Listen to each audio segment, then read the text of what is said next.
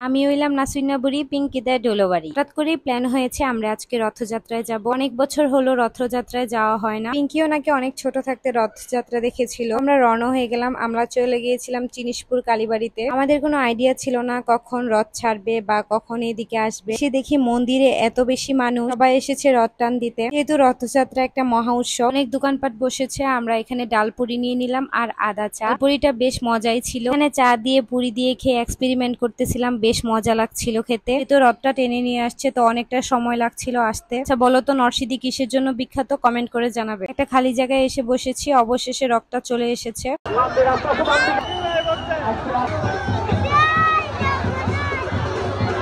তো এত ভক্ত ছিল, প্রচুর মানুষ হয়েছে দেখে চলে এসেছি আমার পরিচিত এক্সপোর্টের দোকানে। এখান থেকে অনেক গেঞ্জি প্যান্ট কিনে আমরা চলে গেছি গোল্ডের দোকানে। নূপুর অর্ডার করেছিলাম, ওইটাই নিয়ে এসে চলে গিয়েছি বাচ্চু হোটেলে। ঘোরাঘুরি করে আমাদের অনেকটা রাত্র হয়ে গিয়েছিল। গিয়ে আমরা শুধু খাসির মাংস পেয়েছিলাম। তাদের খাসির মাংসটা বেস্ট। তাদের খাবারগুলো খেতে একেবারে ঘরোয়া খাবার লাগে। আসার পথে দেখতে পেলাম মূর্তি বানাচ্ছে, পূজা পূজা গন্ধ চলে এসেছে। এই পর্যন্ত, সি ইউ, বাই।